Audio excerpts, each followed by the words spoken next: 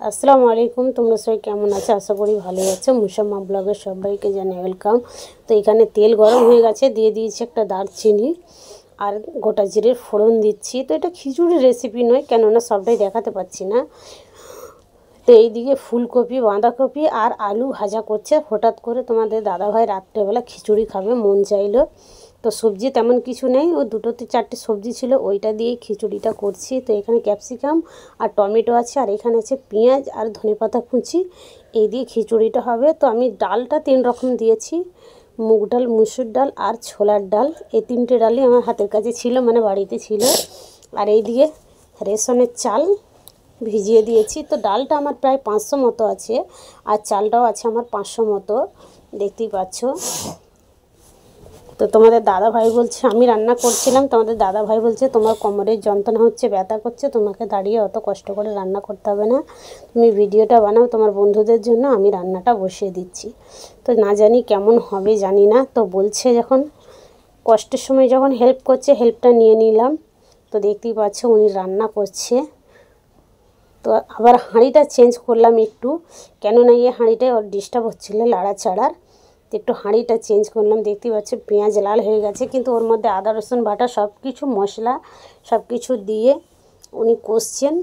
আর চালও দিয়েছে, ডালও দিয়েছে, সবটাই দেওয়া হয়ে গেছে। এই যে দেখতে পাচ্ছ প্রায় শেষের মুখে। তো ওখানে ক্যাপসিকাম আর টমেটোও দিয়ে দিয়েছে।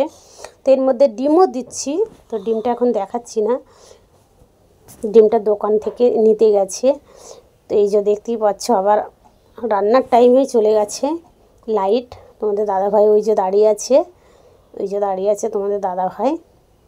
ও তো একদম লাইটিং জামা পরে আছে বলে মানে দেখতে পাওয়া যাচ্ছে, চকচক করছে একদম। এই যে খিচুড়িটা নাড়ছে, হাঁড়িটা চেঞ্জ করতে হলো, বলছে ওই হাঁড়িটায় রান্নাটা ভালো হবে না, খিচুড়ি একটু চ্যাপটা ছড়ানো হাঁড়িতেই বেশি ভালো হয়।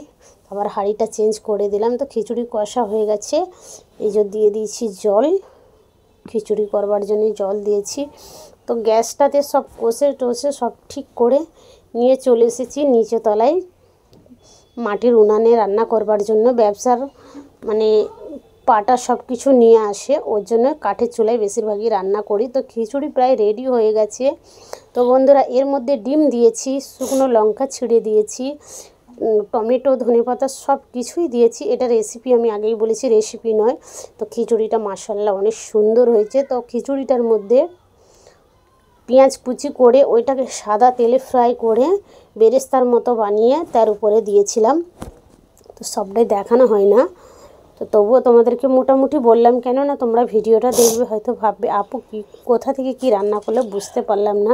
তো খিচুড়ির সাথে তোমাদের দাদাভাই আলু ভাতে খুব পছন্দ করে, লঙ্কা, শুকনো লঙ্কাকে পুড়িয়ে আর আলু ভাতেটা মাখবে কাঁচা পেঁয়াজ দিয়ে। আর এই যে দেখতেই পাচ্ছ পেঁয়াজ লাল করে খিচুড়িটার মধ্যে আবারও দিয়ে দিচ্ছি। মানে শরীরটা খারাপ বলে মনে হচ্ছে কিছু করব না, তো তবু তোমাদের দাদাভাই বলছে এইটা দাও ওইটা দাও, তো একটু হেল্পও করে দিচ্ছে খাবার জন্য, তো করেই দিলাম। দেখতেই পাচ্ছ এখন খিচুড়ি রেডি আছে আলু ভাতের সাথে আর বাঁধাকপির তরকারি। তো কেমন হয়েছে অবশ্যই আমাদেরকে কমেন্টে জানাবে।